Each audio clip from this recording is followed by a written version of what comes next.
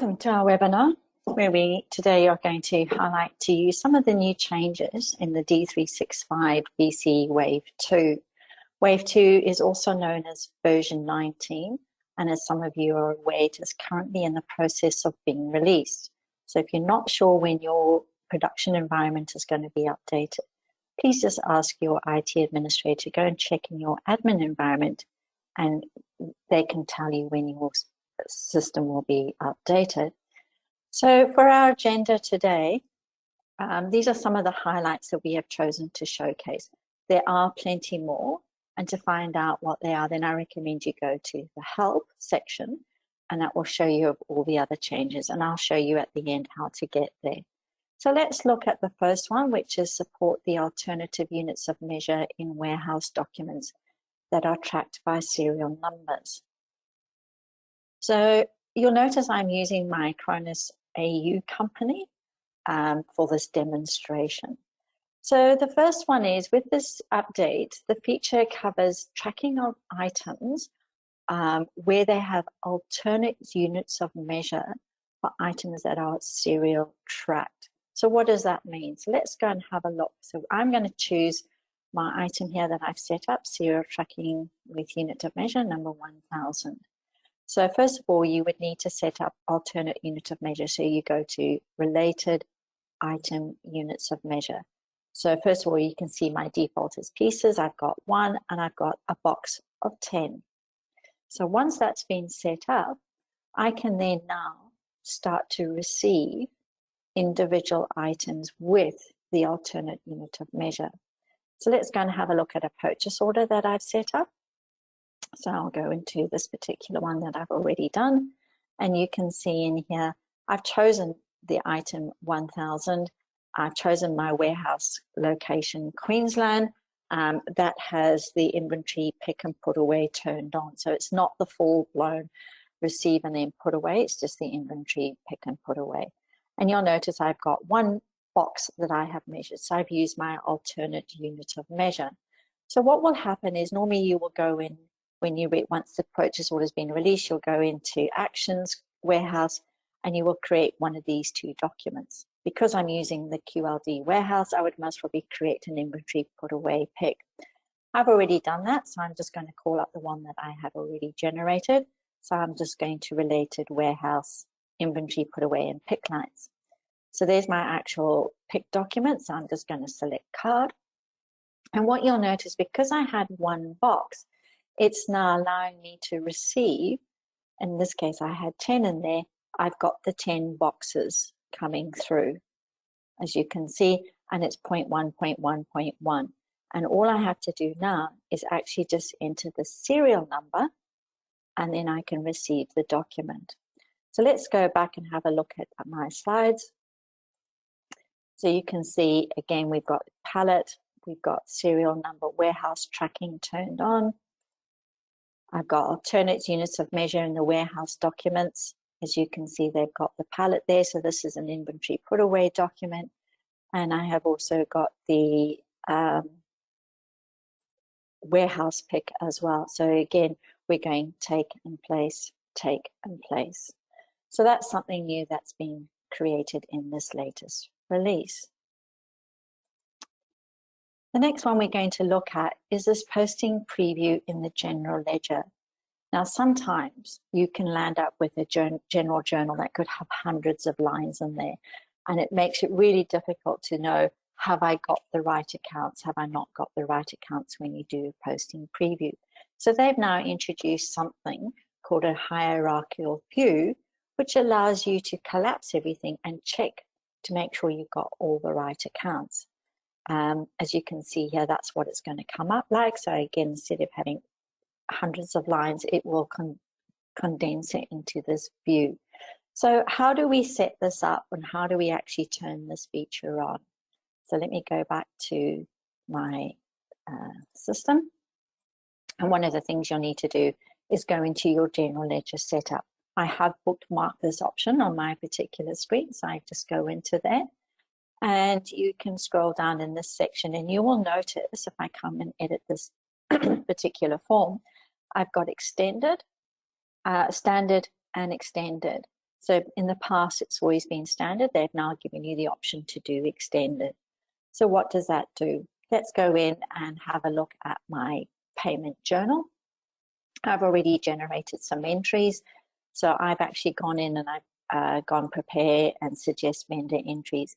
So when it comes to viewing, before I actually post it, I can just go post print and preview the actual journal itself. So once it's gone through everything, it can take a bit of time, but I think it's going to save the accountants a lot of work in the long run, especially when we can just see making sure that we've got all the right accounts in there. So what you'll notice, you can either turn this hierarchical view on or off. So even though you have got the setting there, you can turn it off. And when you turn it off, you can see it's just listing all the accounts in here, and I'd have to go through and check each one of them. If I turn on and I click hierarchical view, what you'll notice, it's now collapsed all those transactions into account number. If I want to, I can open up one particular one and go and check all the individual entries if need be. Or I can actually click on the double arrow there, which will by default expand all and collapse all, and you can drill in. And so sometimes that might be an easier way to quickly double check and go, yep, looks like I've got the right balances, or no, something's not quite right there. And then I can just open up and drill down. So I think that's a pretty nice feature for the accountants, and hopefully it will save them a lot of time in checking everything. One of the other ones that we're going to look at today is something called item references. Now, up till now, there have been two options, item cross-references and item references. And what they've decided to do, Microsoft are now doing, is to help people focus more on the work. They're actually reducing the number of fields and actions that are displayed, and they're hiding these features until an administrator will enable them. And you can normally go and find these things under something called feature management. Now, they've been working over the past year or so of replacing item cross-references, as you can see here. So they are removing item cross-references, and it will now just be known as item references. So in the past, both features have coexisted together, but now it's just going to be one called item references. So what does this mean for you? Well, if you're going to use item references, the first thing we've got to do is actually enable that feature. So because it's now the only option, instead of going into feature management, all you need to do is to go into your inventory setup page. Now, what you'll notice is I've also booked mine, and I've come into inventory setup. Again, I can make my screen editable because it's actually not editable at the moment by just clicking on the pencil. And you'll see you've got this option now. Do you or don't you want to use item references? I've turned mine on. So what does that mean for me? So let's go into items, and I'm going to pick up one of the other items I've created, 1004, and I'm going into related item references. So in this case, I've got my reference type, and again, you can choose your customer, vendor, or even a barcode. I've got my reference type, so basically this is for Fabricam, my supplier or vendor Fabricam, and then I'm putting in Fabricam's actual part number. I could also put in Fabricam's description for this part number if I need to. And again, the same part, I also buy it from another vendor, which is First Up Consultants, and that's going to be their part number. And again, I can change that description as well. Where does this get shown up on documents? So if we go back and we look at a purchase order, because I've set up my item references for vendors, I'm obviously going to go in and have a look at a purchase order. So you'll notice I've chosen my supplier Fabricam, I've chosen my item 1004, and it's bringing through the ABC 1005, which was their number. You could now also just go and click in the item references, and it will bring up, because my purchase order is with Fabricam, it's bringing up all the part numbers where I would have had an item reference in relation to Fabricam. So in this particular case, you'll notice that part number 1000 has got a description there, serial tracking Fabricam. I can pick that up and it will put the item reference in there and bring through the description for that part number. Again, if I was just to choose the part number by itself, you can see it has a different description, but it will always pick up the vendor description as long as it's been populated. The other option, when you, just to make a point out to you, that when you do use your item references, if I just click on the 3 dots there are 2 filter fields that are automatically turned on. All you will need to do is actually come into there and clear that filter, and it's now showing me all the references for the vendors, no matter what the part number is or what the actual vendor is. And again, I can actually clear that out, clear this filter, and it will also show me all references, whether it's for vendor or for customer. So just be aware of those 2 default filters. I have tried to see how I can remove them, but you can't. Well, not that I've found out so far, but just be aware of that in there. And again, you can see because it's got a description in there, it will pick up that description rather than the actual product description, which you'll notice there is slightly different. So that's item references and how it will work in the new version. The next option that we wanted to go through for you, again, focusing more on the accounting side to keep our accountants happy, we've got budget names. What they've done in the latest account schedules is actually allowed us to have or pull through in an account schedule more than one particular budget. So in this case, you can see there's my columns, and then when we actually do a report, you can see in this particular column, they've got one type of budget. We've got a year to date, but again, they've also used a forecast, but gone back to their original budget. So let's go and have a look and see how that's actually going to, or how you can set your system up to do that. So if I go into, well, first of all, I'm going to go into my GL budgets and just show you. So I've got 2 budgets set up here. I've got one for 21-22, which is my GL budgets. And then all I did on this particular one was I actually took it and decided, so if I go into there, I took 21-22, process, where is it, budget. I copied my budget and I just increased it by 1.1 as a factor. And I've created a forecast 21-22. So those are my 2 budgets that I would have set up. I haven't used any other filters, just 2 plain simple budgets for this showcase. So now if I go into my account schedules, what we've got here is I have a column, and I'm going to look and work with this one here called M income-2.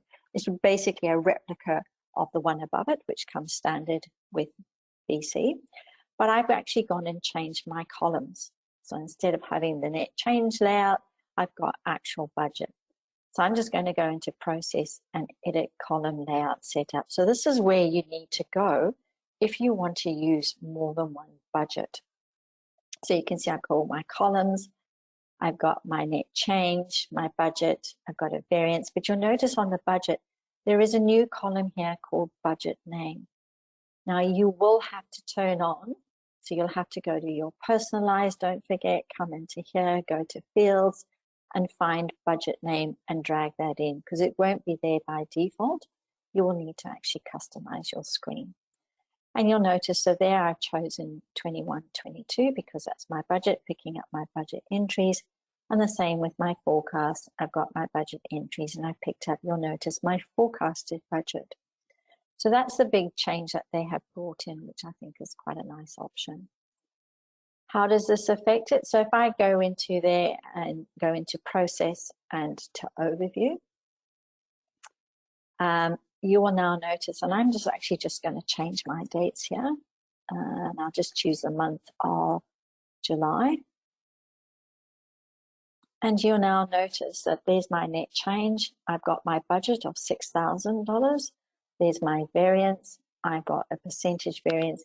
And you'll now notice that I've picked up a different budget, and therefore I'm now showing my forecasted figure, and then I've got the variance. Don't forget, you've still got your drill down capabilities. That's obviously bringing everything up. And when I go into the budgeted figure now, it's not only showing me 21, 22, but it's showing the other budget as well that I had used in my report. So in this case, I've got the two, one for 1,000 and one for 1,100. So I think that's quite a nice feature that they have brought in, where you can now use more than one budget. The other thing that they have highlighted is that they are going to be making some of these reports obsolete. So we will be sending out a copy of this slide presentation so that you can go in and check.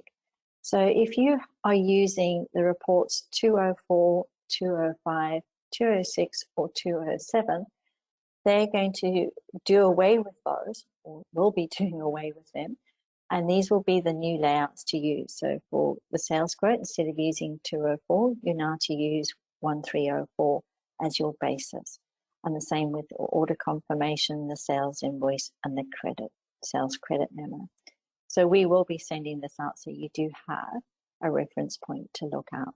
I think most people nowadays are using these layouts, but just in case you have been on BC for a while and you have been using these ones, they will be made obsolete. One of the other things that we wanted to look at today and showcase for you was default line types. Now, you'll notice when you set up or when you're actually entering a document, you have to most probably go and choose item first, or whether it's a comment, or whether it's a GL account, or whether it's a fixed asset. And sometimes it gets really, really annoying because it will just automatically come up with comment and you're sitting there trying to type in your item code. So what they've done is they've set up, you can have default line types. So for example, in the sales side, because I'm always selling items, I can default my line type to item. But on purchases and payables, most of the time I might be just purchasing a fixed asset. In that case, I can default my line type to fixed assets. And then as you can see on a sales quote, it will come up with item, and on a purchase invoice, it will be fixed assets.